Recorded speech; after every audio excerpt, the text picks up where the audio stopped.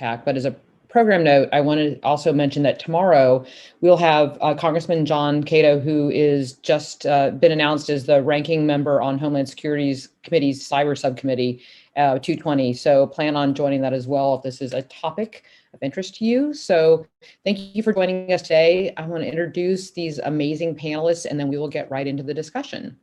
So today we are joined by Tatyana Bolton. She is the policy director for R Street Institute's Cybersecurity and Emerging Threats team, where she leads the public policy strategy with a focus on secure, competitive markets, data security, and data privacy, as well as diversity in cybersecurity.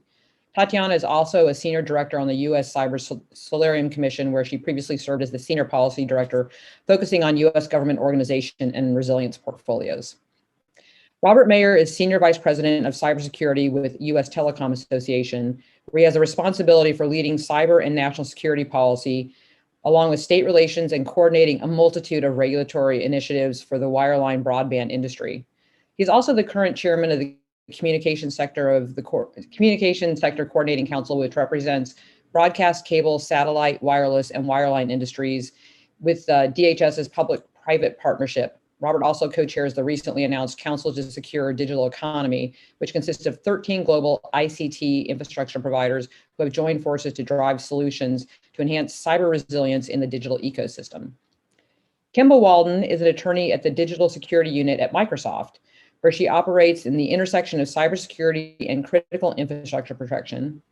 Prior to Microsoft, Kemba spent a decade in the government service as Department of Homeland Security in their several attorney roles. Most recently, she was an attorney advisor for the newly created Cybersecurity and Infrastructure Security Agency, CISA, and you're going to hear that acronym a lot today.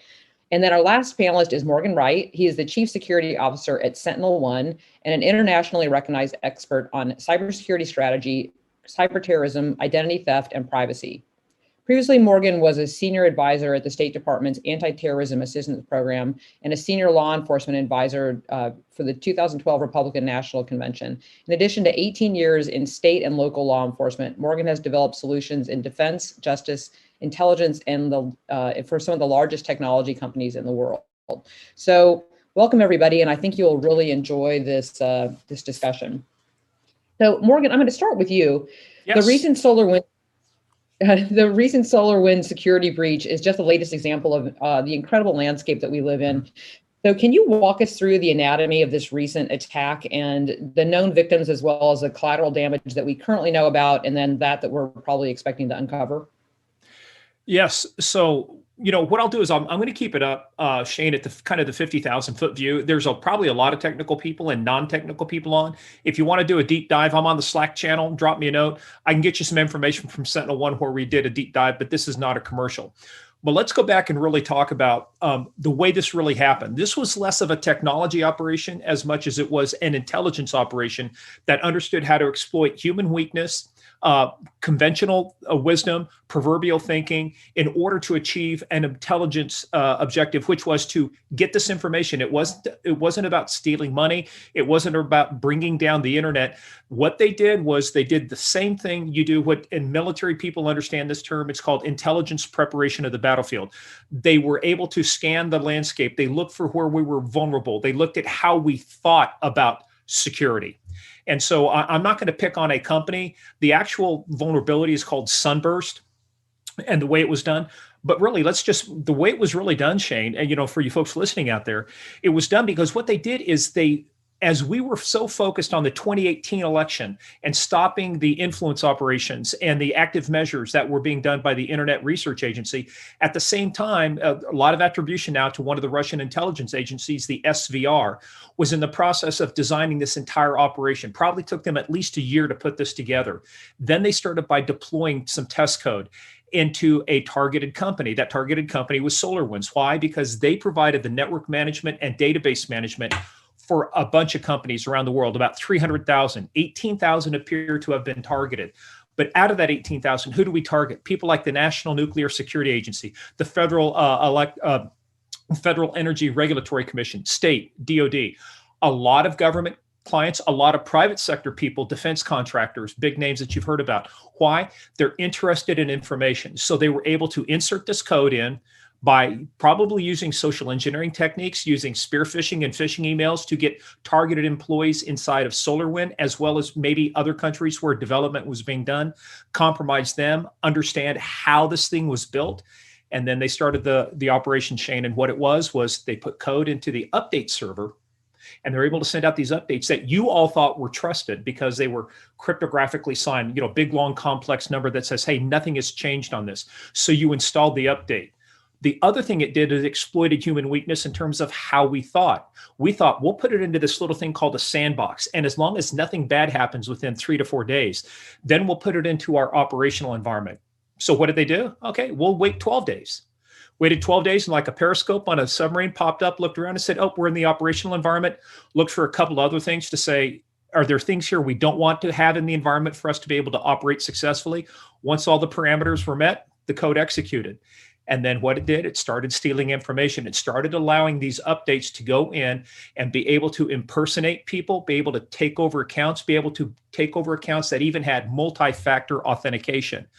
And what did they do? They read emails. They gleaned information. So Shane, that's kind of the 50,000 foot view. Like I said, I'd be glad to provide more technical details, but really at the end of the day, it was an intelligence operation that understood the weaknesses and how we thought and how we deployed security. It was from a professional standpoint, it was actually very outstanding tradecraft. And this has now forever changed how we view things, how we view the world. I did a keynote a while back, which I said, trust no longer exists as we know it. It used to be verify then trust and trust but verify.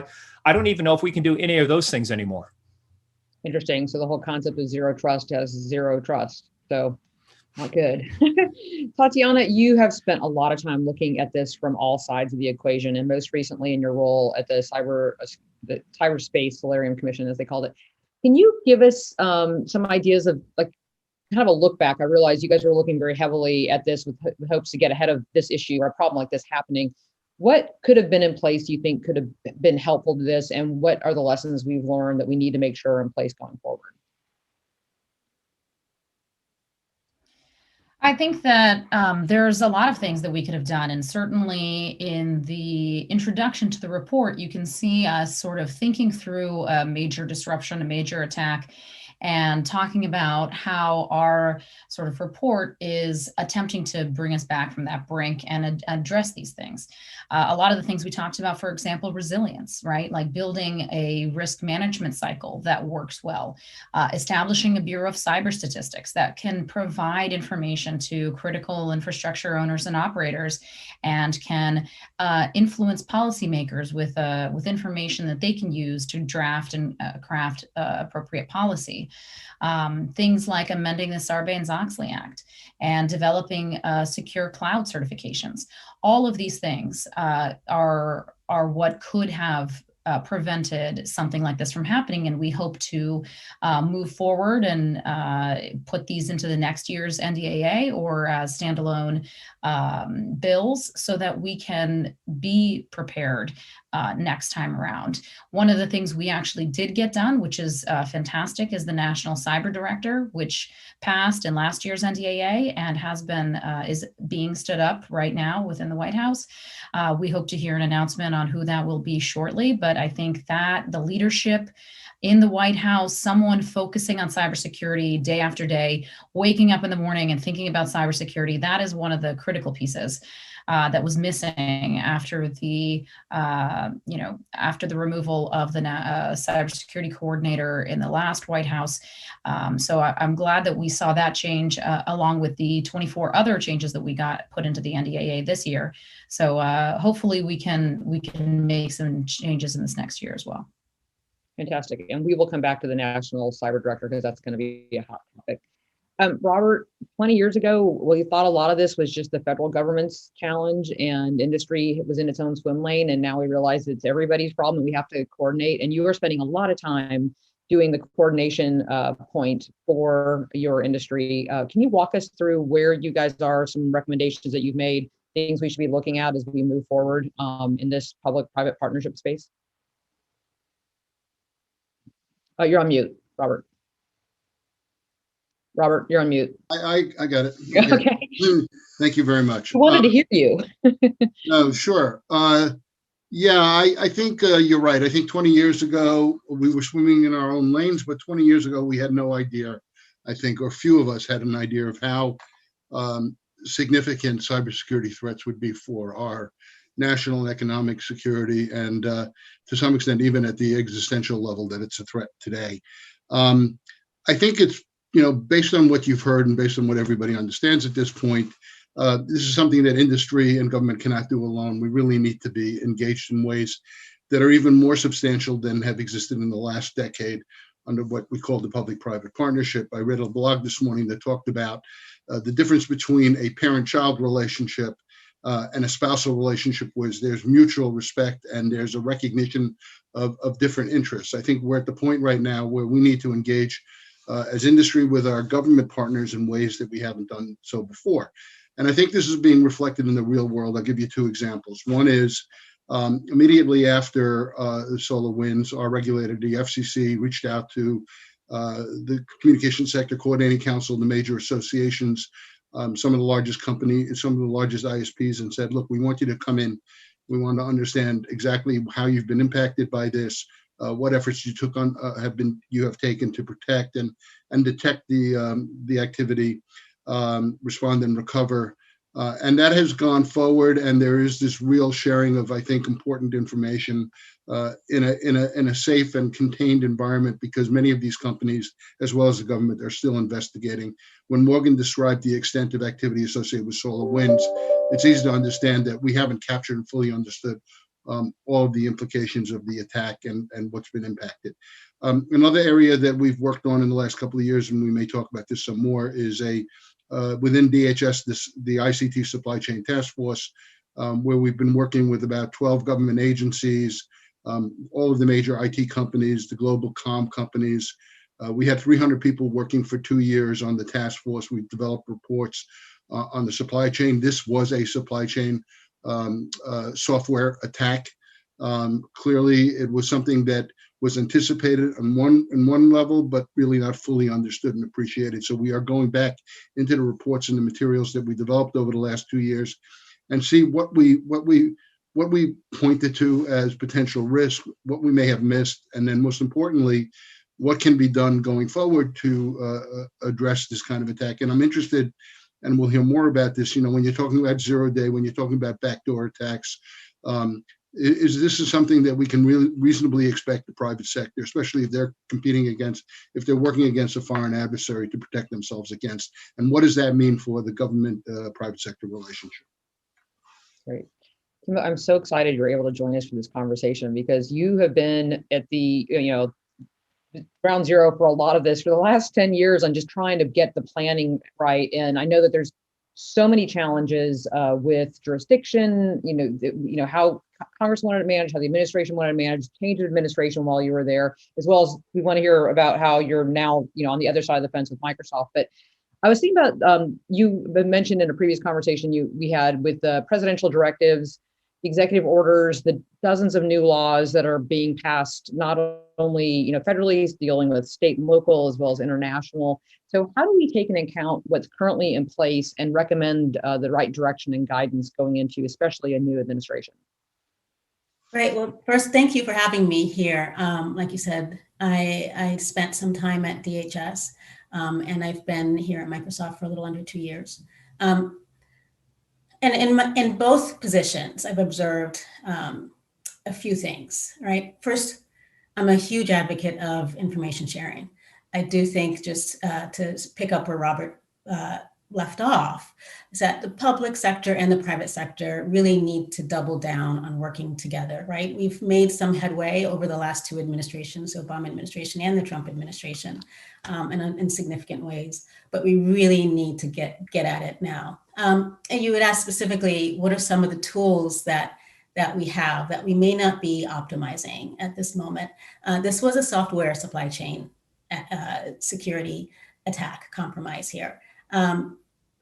There are a couple of things. The federal government recently passed, maybe not so recently now, it was December 2018, the Federal Acquisition Supply Chain Security Act, which gave the federal government more procurement actions to take based on risk assessment of their supply chain, right? Software is part of that. We haven't really leveraged that authority. We have keep saying it's only been 2 years. The government has exclusion authority, removal authority. They can really take a deep dive look into their trusted partnerships with vendors. Vendors, on the other hand, have the opportunity to weigh in on how individual departments and agencies assess risk from their point of view in that structure. The regs came out, I think, relatively recently in the last 2 or 3 months. So the act was passed in the Obama administration. The regs were finalized in the Trump administration. So there is a sort of continuity there.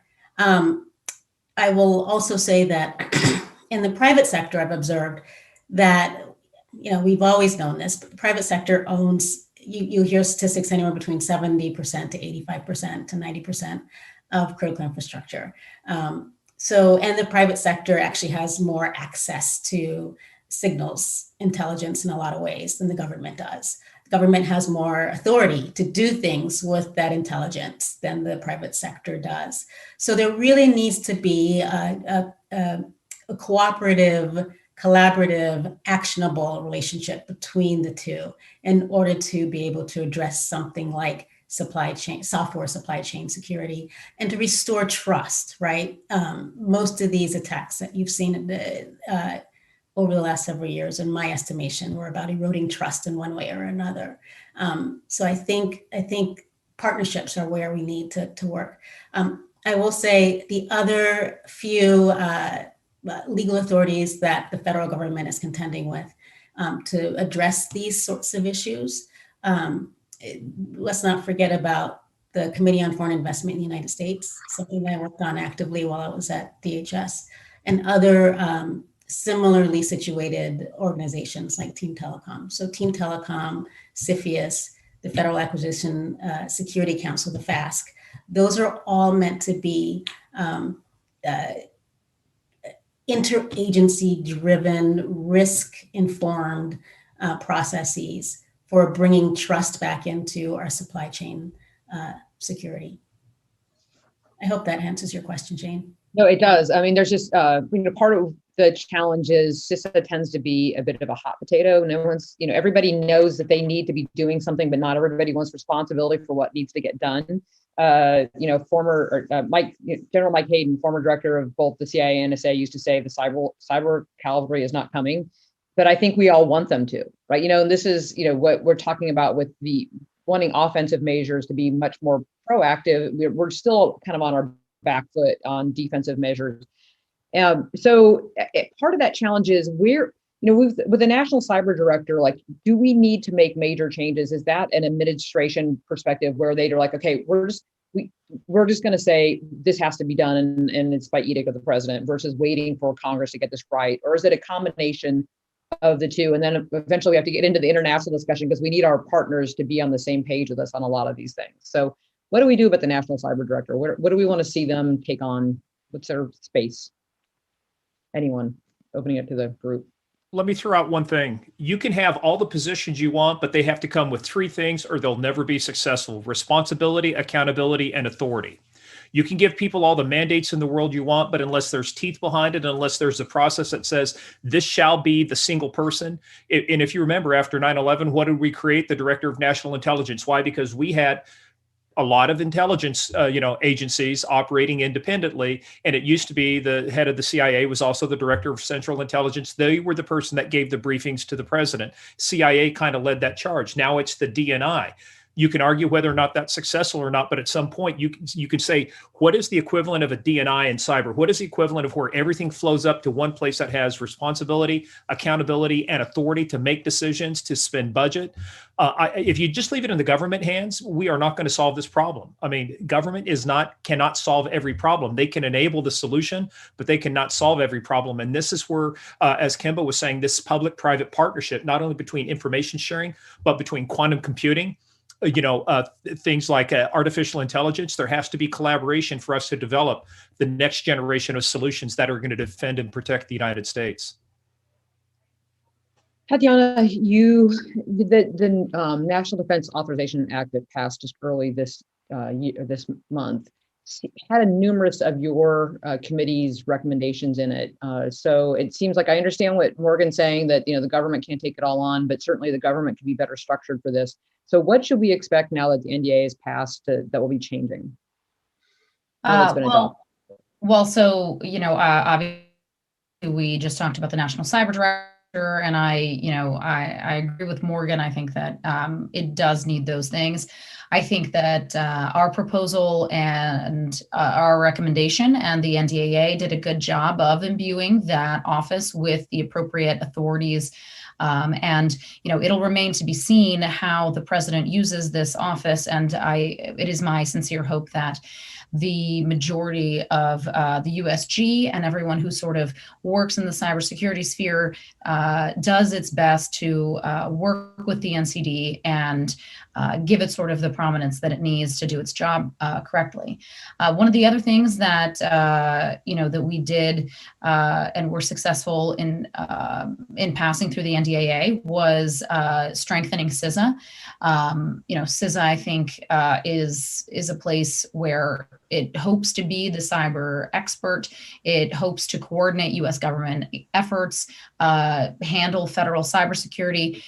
And the commission felt strongly that CISA was resourced and undervalued and generally unprepared to handle the job that it was intended to do. I mean, I'm sure all of you read the multiple reports and comments that came out after the Solar Winds attack about, well, should we have CISA? What's the point? What did we spend all this money on Einstein for when, clearly it failed? Or like, what's the point of CDM? I think that that's the wrong question. The people on the Hill asking the question of why isn't CISA doing what we've given it money to do is really more the question of, well, why didn't the Hill fund CISA to a point that was commensurate with the job that was given to it, to your point about mandates, unfunded mandates. CISA doesn't have nearly enough resources to protect the federal government networks, let alone all the other efforts that it needs to do. There's a lot of good people doing good work there, and the commission felt that needed to be sort of strengthened. That did pass through the NDAA, so you're going to see a lot of that happening. I think DHS and CISA right now are doing a lot of looking through the NDAA and figuring out how to take in some of these new authorities and responsibilities. And work to kind of improve the risk management aspects and the support to the private industry that it got. So you're going to see a lot of that. I think a lot of planning. There was also some good provisions to support the DoD, Cybercom, reviewing the cyber mission force, things that we recommended that are desperately needed in order to bring the offensive cyber also up to speed with where we are in 2020 and cyber attacks. I mean, I think that what we've seen is that we've been operating under these strategies and force structures that were created 10 or sometimes 15 years ago. And we've been operating with the same manpower, same personnel, and that is insufficient. We wanted to recommend a review of those structures and that funding. And I think you'll see a lot of improvement over the course of the next 3 years as these agencies sort of take those changes and make them real. I'm really hoping, because I know you spent a lot of time on this, you do kind of the Tatyana top 10, do these first. And so we're looking for you to be like the R Street, like, all right, for all those members of Congress, they're like, where do I start? Yeah, you're talking about. I'm sure you've got it, and we look forward to reading it. You all brought up the point of the gap in intelligence. How do we manage that? How do we get past this fact that we have a lot of information, but it's not flowing in a way that's getting us ahead of the game here? Shane, I'll take a shot at that. But before I do that, I just want to very quickly go to the issue of the new appointments in the cyber directorate position. I think we're sending in a very important signal to the Biden administration in terms of the caliber of the people who have either been announced or reported to be in new positions. I think it's been pretty clear that when the decision was made to not replace the cyber coordinator in the last administration, we saw a lot of activity happening at different agencies that arguably were not rationalized, and there was duplication of effort, especially in areas like supply chain and 5G. What is going to be interesting in that area is you've got now the National Cyber Director, you've got Ann Neuberger, who's coming in from NSA in a senior position. You've got somebody coming in at CISA. All of these people are going to have responsibilities for coordinating aspects of cybersecurity, whether it's in coordination in the intelligence community and information sharing, public-private partnership. How they work together, how they coordinate, how they establish priorities, and how they communicate that to industry is going to be very, very important. And we don't have that insight yet. So I suspect that the way this administration will work is that they will be highly coordinated. Most importantly, they'll be sending an important signal to industry and the world writ large that cyber matters. They have all the gravitas that you would look for in leadership. So I may have taken up my time on the intel front, but I will just say on the information sharing question you asked. Well, while you have the floor, if you want to go on the gap of intelligence, please do.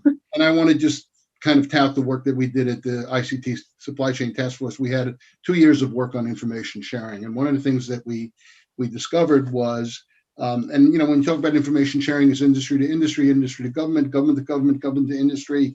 The FASC is part of the task force. So there's been a lot of conversation. What we found was that in terms of sharing information, industry to industry in particular, for example, there are a lot of liability concerns, because if you suspect a particular vendor, you're suspicious, you have to be very careful about how you communicate that to the industry or government, because there are antitrust issues, there are state causes of action. There's a whole bunch of legal activity. That's going to require us to go back to the Hill and revisit information sharing and see whether or not we can get some liability protections, both for industry and also government. The ability for some of these agencies to share with other agencies is limited. So I think we have to go back and really root a whole issue of intelligence sharing and information sharing and see what can we do to identify the areas where there's friction, and let's remove them so that we can have we can stop this kind of siloed view of just one piece of a big elephant.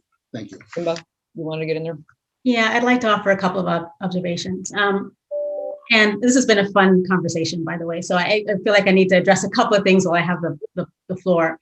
In addition to what Robert Mayer just described with the potential the rumors of the new CISA director, the cyber director within CISA, the National Cyber Coordinator Director.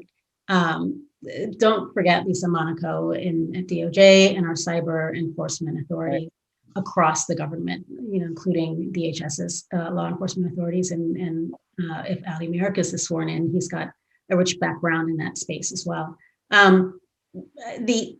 want to bring up intelligence sharing and information sharing.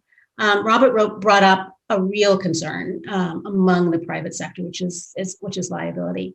In 2015, I believe, the Cybersecurity Information Sharing Act was passed in an effort to resolve the antitrust issues, the liability issues that were faced by the private sector, the CISA 2015. It's unfortunately the same name as the new acronym given to our new agency, CISA.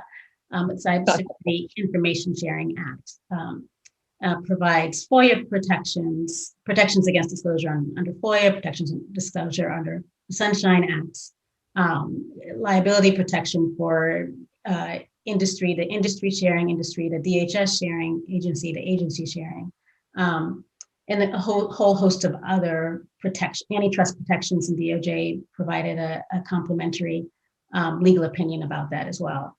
So I think as the private sector begins to use some of that in CISA 2015, we'll see clearly that Congress will need to update it some to address some of our newer risks, but that we should probably encourage industry to share more and to explore some of those liability protections afforded to them that aren't really optimized. On intelligence sharing gaps, I'm sorry, one last. There's a clear gap, and maybe it's rightful, that 12333 authorities for the intelligence community does not allow for collecting domestically, right? That's a good thing. But for information that is collected domestically, how do you make sure that the intelligence community needs what it needs lawfully to be able to connect those dots, the hops that might occur overseas into the hops that occur into the core of our critical infrastructure? How do we connect those dots? How do we make sure that the private sector has the right level of clearance and to be with timely and actionable information to be able to take action to complement the work by Cybercom or NSA, the offensive work, the defensive work of CISA. I think. Both, go ahead. I'm sorry, Shane. I would say both of you bring up it's a bit of an infinity loop we have here, which is without the liability reforms, which give people the feeling that they can appropriately share information, which we need as real time as possible. We need that clarification so we can get to the gap. We're talking about the gap of intelligence. It's a lot of the reason we're the gap in intelligence. And Tatyana, you had your hand up. You're on mute. Sorry, on that specific point, one of the recommendations that we put forward was specifically to address some of these concerns, which was this codifying systemically important critical infrastructure.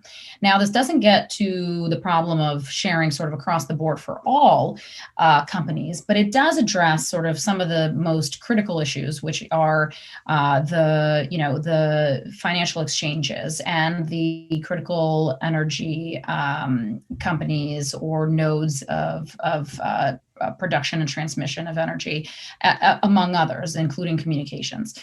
The idea being that we can identify something like a Section 9 list, but codified in law, imbued with some benefits and some requirements. You ideally would set a certain standard of requirement, and the companies on that list would be held to a specific standard to protect what we believe is critical, the most critical of critical infrastructure. And if you are on this list, then you also get perhaps some liability protections that if you're hit by an APT and if you're hit by China or Russia, if you're targeted, then it's unreasonable to assume you'd be able to protect yourself. And if you show that you have done sort of the due diligence to protect your company and networks from an attack, then you would be protected from liability, and you would be given, for example, better coordination with the federal government. You'd be prioritized in terms of perhaps intelligence collection or information that the government could share with you. And so the idea is that you would get information, but then with that sort of better collaboration and coordination and some other benefits, you would also be held to a higher standard. And so we believe that was a really critical piece to ensure at least the most critical of our industries was protected. And I think that, along with some of the other, some increasing intelligence support to the private sector and codifying processes for identifying private sector cyber intelligence needs, that altogether could create a framework that would improve intelligence and the collection and cybersecurity for our critical infrastructure. Morgan, does this all sound actionable to you? Oh, this is one of the meaty issues I want to get into. Look, I spent a lot of time down at Department of Justice building what's called One DOJ, the plan to share information between 18,000 federal, tribal, state, and local law enforcement agencies. On top of that, the big question, I think Kemba got into it too, is how do you share intelligence with certain places? And the problem is you can't, because you cannot clear enough people that can take action within every agency to be able to act upon that information. So we started creating what we call the Shareable Tear Line Initiative. How do you write an unclassified version of the cable? I don't care what cave in Afghanistan there's a plot being hatched. I care about what's the piece of infrastructure I need to worry about defending. And the quick history lesson I'll give people is, don't raise your hands because I told you guys this yesterday, how many people know who Oleg Penkovsky was? Codename Hero. How did we know how to avert the Cuban Missile Crisis back in the 60s? It wasn't because of technology. It was because we had a spy inside the Russian military that told us, the CIA, what was coming in, and then we flew our technology over to confirm that. One of the reasons we have an intelligence gap today is because we've lost human intelligence. We're great at SIGINT, ELINT, name all the other ints, but when it comes to human intelligence, we have lost 80%, maybe 90% of the agents we had in China. They've all been caught and killed. We've lost a lot of agents in Russia. So you cannot look at technology as a simple silo and say, well, we can solve it if we just look at technology. It's the blend of human intelligence, technical intelligence, signals intelligence. It's everything coming together. Last point too, I would say I sat in a briefing a few years ago with John Carlin. You might remember him, Kemba, the Assistant Attorney General for National Security. Every Fortune 500 company has been breached, every single one of them. If you think you can defend against a nation state, you can't. Enough time, they have the time, the resources, the tradecraft to get into everybody. So this gets back into one of the intelligence gaps we have is our failure, and I saw it in a comment, that the 9/11 Commission, their final finding was failure of imagination. We could not see an attack like Solar Winds coming. We thought that our sensors overseas, NSA, US Cyber Command, we could detect this stuff. That gets into 112.333 that Kemba was talking about. What authorities do we have to collect intelligence? We have a bright line between domestic and international for a reason, because we do not operate as dictatorships too, as other countries do. So guess what? I don't think we'll ever solve that problem. I think we will always have an intelligence gap. Why? Because I don't want the NSA and the CIA spying on American citizens in order to do, that's just a decision you have to make in a free country. Sorry, I got a little emotional there, but having friends who have served, lost people in the line of duty, lost them in military action, and I know the consequences of lack of intelligence. This is probably a problem we cannot solve, but we can do a better job at sharing information in order to make better decisions. Can I ask Morgan a question, Shane? Do you mind? I want to just follow up. Yeah, So as I understand it, one of the reasons on Solar Winds was that they actually penetrated U.S. servers to avoid having certain agencies having the ability to make that detection. Is that right? Absolutely. They got in through Solar Winds. They also utilized servers in the United States. They used anti-forensic techniques and obfuscation and things called steganography to hide their traffic. Why? Because they knew that Cyber Command and NSA had sensors out there that could see things externally. Because of everything from posse comitatus to other authorities, you cannot operate. In fact, if you guys remember during the DC sniper case, there was a lot of issues about even the military flying air support over the DC region to provide advanced technology in order to locate the sniper. So yeah, to your point, Robert, we were blind. We could see everything externally. We just couldn't see what was happening internally. So that's a very good point. If we can walk that back for a second, because I'm not sure everybody understands what you all just said. And Kemba, I think you're probably in the best situation to kind of dial this back again for us. So how did they get onto the US soil without being detected, since we're saying they're Russians? I'm not gonna answer that specific question. I'm gonna leave that for Morgan, sort of the how technically they did it. But theoretically, what Morgan is saying, just in a real simplified Kemba non-technocrat terms, they went straight into the domestic, our domestic infrastructure, right? They circumvented the border and just went straight in, right? So that they wouldn't trip the protections that we have in place, that we are authorized, we meaning the US government are authorized to see outside of our borders, right? This is one of the reasons why what Tatyana described early is really important. CISA is really now going to be, or our domestic agencies are really now going to be, or are at the front lines of nation state cyber attacks. I mean, they are at the front line. It's not necessarily, though we need, but not necessarily Cyber Command and DoD and our strength there. It's really what's at the heart of the country. I don't know if Morgan wants to describe how they came in to our systems and how they evaded our authorities externally. But they really just come straight into and I think this is not the last time, unfortunately, we're going to see this sort of approach, because it seems to have worked. Well, and before Morgan, I would like you to explain that, but I remember back in like 2014, 15, this became an issue with the financial services industry because it was a Middle Eastern attack that realized that they could drive right in between that space, right? That they could go into the JP Morgan and Stanley and all these banks and get information, and that the US couldn't come in and cover, this situation. So they figured out that fine line. And I think, and Tatyana, I think you're probably about ready to jump to say something. I'd love to hear it. Is like, are we on the path of fixing that problem, which is really a procedural problem or process? Anyone? Because it just seems like I get why it exists and it's very analog, but in a digital world, we need to move beyond that as being, how we decide what we manage from information and defense and offense. Can I throw something out there while Tatyana's collecting her thoughts that we haven't really touched on yet on this panel? We really do need to, and the Cyber Serum Commission addressed this, we really do need to start thinking more clearly about international norms, cyber norms, and working more closely and more methodically in a coordinated way with our international partners.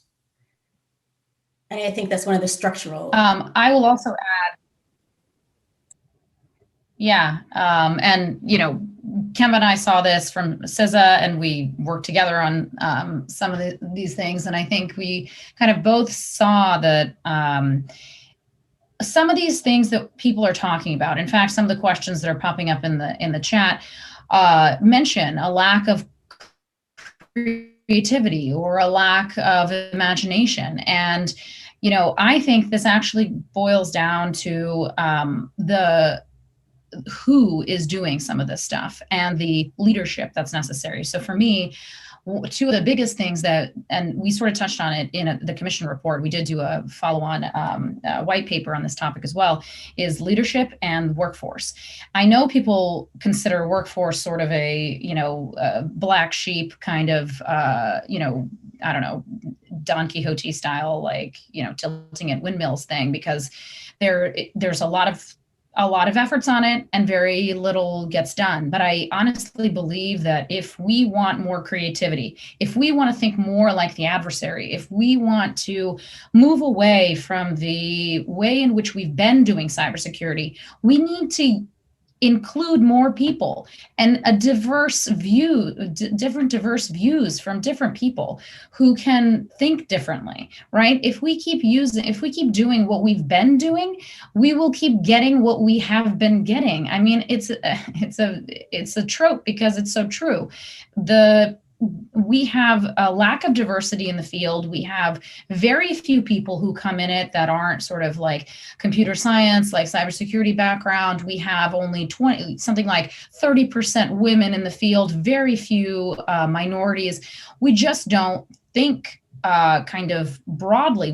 We are not, we need to get a broader pipeline of people coming from various different skill sets, various different degrees that need to be in cybersecurity. It's not just the computer scientists that we need. We need to be taking in people with communications degrees and poli-sci degrees and international relations and everybody from those fields. We also, I think, and at our street, we're working on this, trying to educate groups that work with cybersecurity but don't really understand cybersecurity, such as like generally attorneys. Although obviously, Kemba, you are very well acquainted with cybersecurity, but I would argue that there needs to be more of that.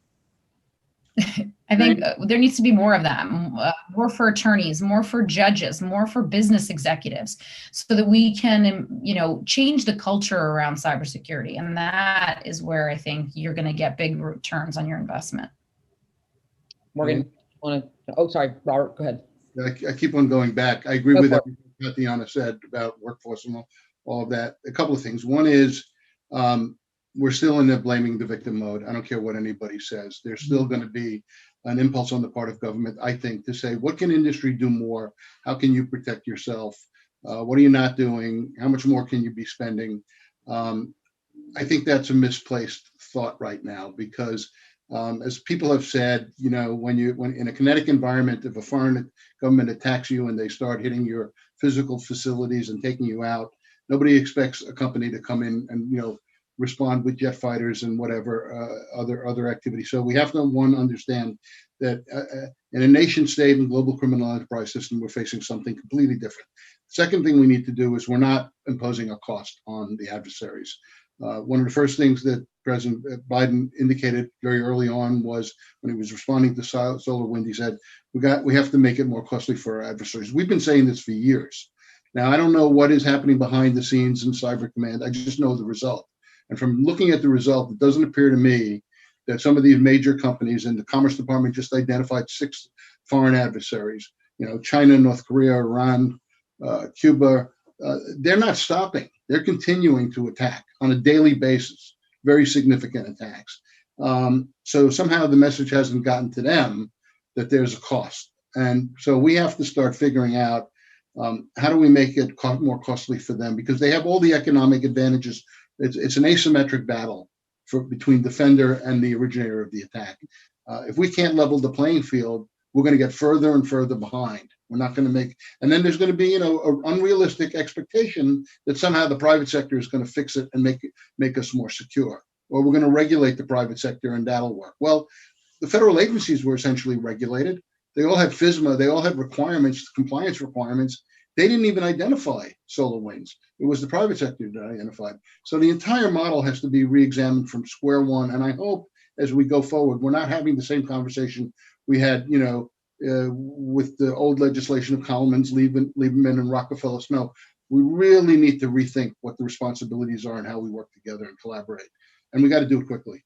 Sorry. So you've all brought up elements of our international challenges here. Kemba, you mentioned cyber norms, which is obviously our key. And back in the Obama administration, I think, I was very excited with the work that Chris Painter was doing. And it was interesting, though, we saw him move from the White House to the State Department, which is good from a diplomacy perspective. But I think it was also maybe sidelining cyber as people didn't understand that it was so integrated into how the economy works now. Now, I don't think anybody questions the digital economy, especially during COVID and us all doing Zoom calls like this.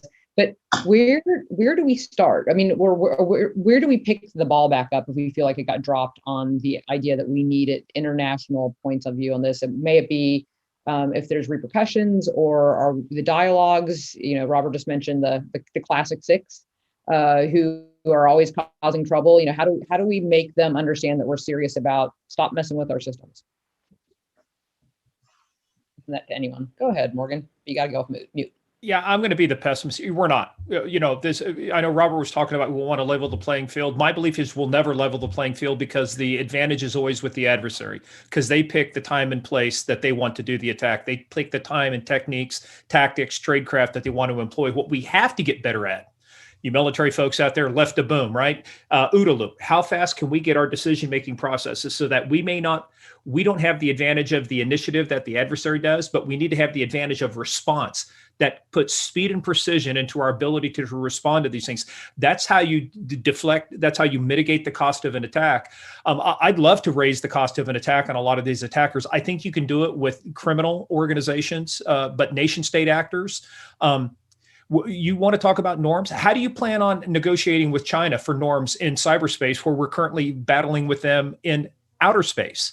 We're looking at what are the rules out there. Russia, we have a lot of the major players that will not negotiate with the United States. We have our Five Eyes Alliance, US, Canada, Australia, New Zealand, and Great Britain.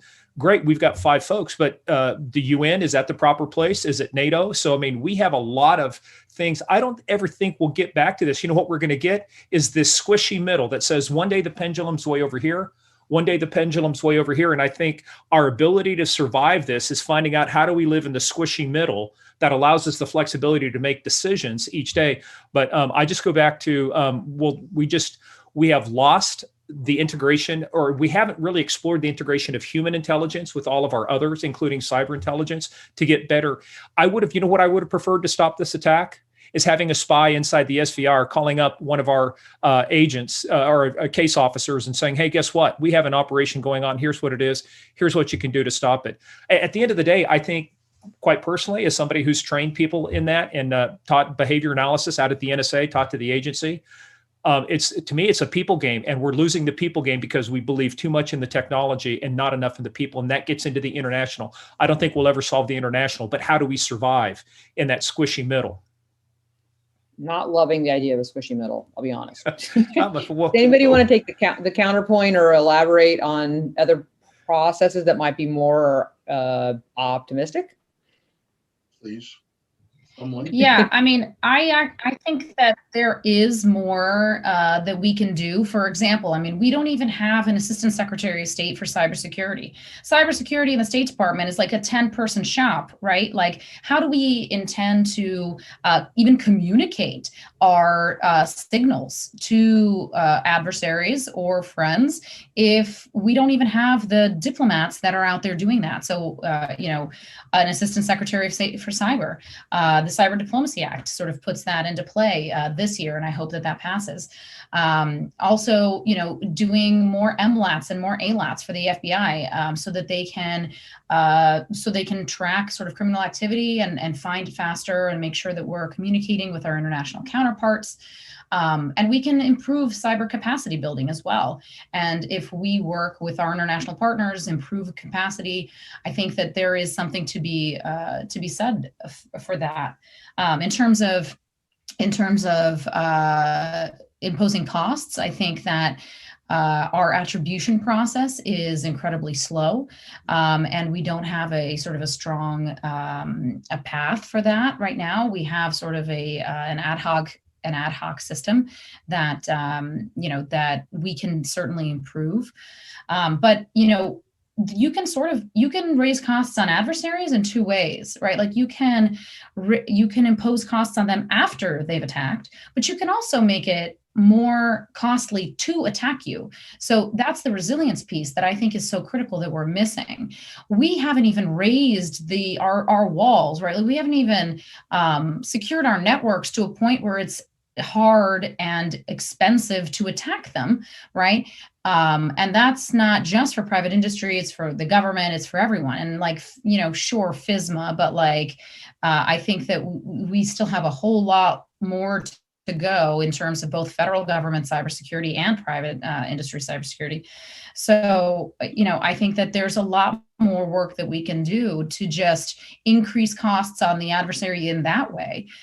You know, and that's part of the Solarium sort of mindset, is that we have sort of a defense in depth, right? We're not just trying to, you know, tell adversaries after they've hit us that like, we're going to deter you by putting you on like an entities list or hitting you with sanctions after you've done that. The idea is you create this defense through separate layers, right? And the first layer is resilience. So that's sort of my thought.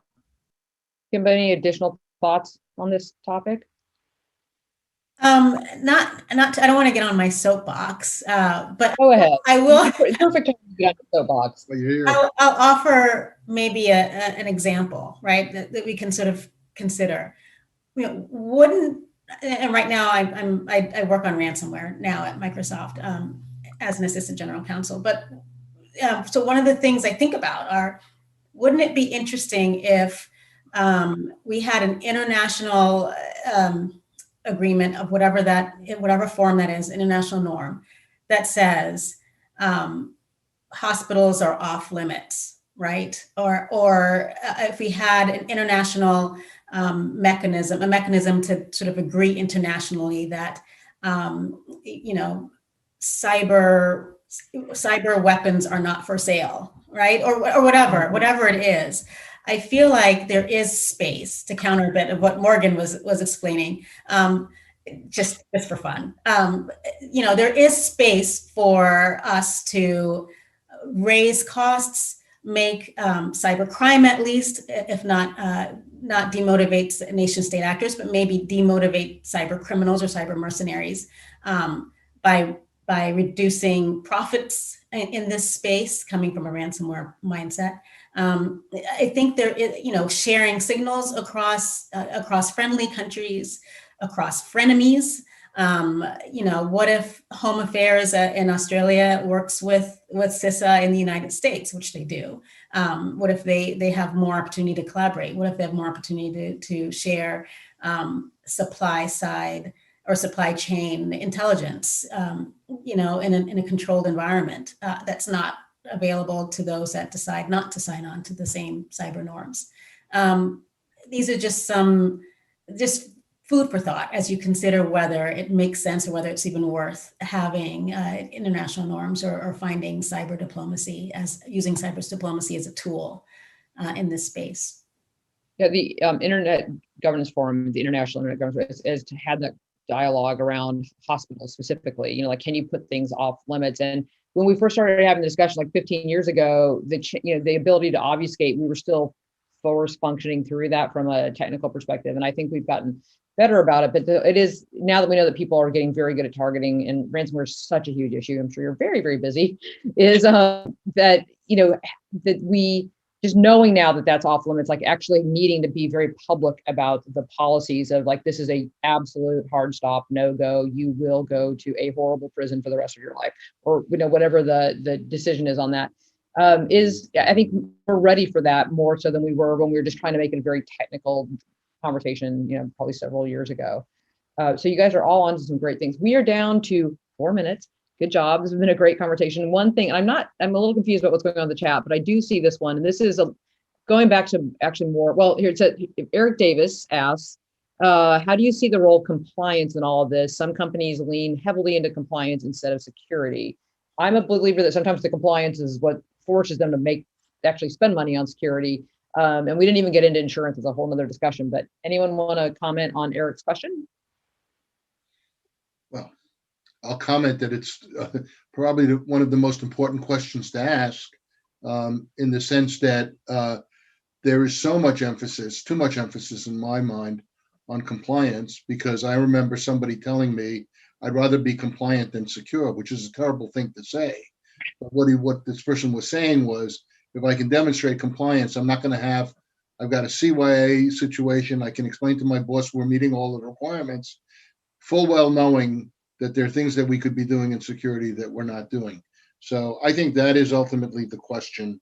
And we're going to have to find the right balance between maybe compliance gets to some basic hygienic type of actions that we just know those are table stakes. You got to do this. If you're not doing it, shame on you. And I think, for example, the FTC has done some really good work on that in terms of saying, if you're not doing this action, you're not being responsible, and we're going to hold you accountable for that. Beyond that, we have to explore what does it mean to be secure? What are the priorities? What are the crown jewels of your organization that need to be protected? What's the best technology? And as well as Morgan says, putting aside the tradecraft for a moment, what are the processes and people and support we need from management and culture to support that? But we have to build more secure environments, and we have a lot of insecurity right now. You bring up an interesting point, though, is are there any inducements for proactive positive actions? That actually goes back to the liability reform question that anybody's seen in place, or where we've seen more information coming forward because there's a comfort level about sharing that information?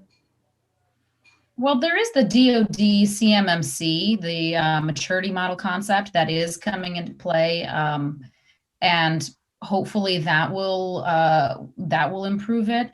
But I agree that I think that this compliance over security model is flawed, and I think we need to move more to a maturity model where we're giving some benefits for some costs. I like the DoD, although there are some challenges with that as well. I've seen some technical people, including Bryson Bort on my team, who are not 100% pleased with it. But securing foundational internet protocols and a national breach notification law, these are some of the things that we could do that would make that sort of baseline reporting requirements, and then improve the culture of cybersecurity on top of that. Morgan, you want to get in there? 30 seconds. Yeah. Well, HIPAA's been around for 20 years as compliance, right? And is healthcare more secure today than it was 20 years ago? There's a lot of arguments that way. Unfortunately, compliance has become too much about success is about the process, not about the outcome. We've got to become more outcome focused, to really make this work.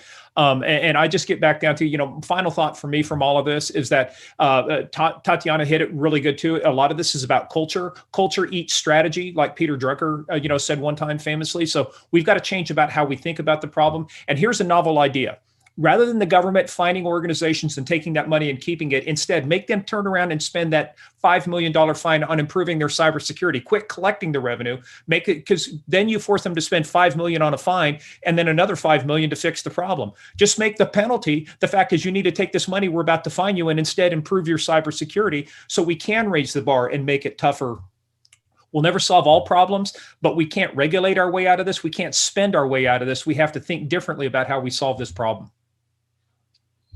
You can give everybody else 30 seconds of final thoughts, and then we have to close down the panel. This has been a great discussion. Thank you guys so much.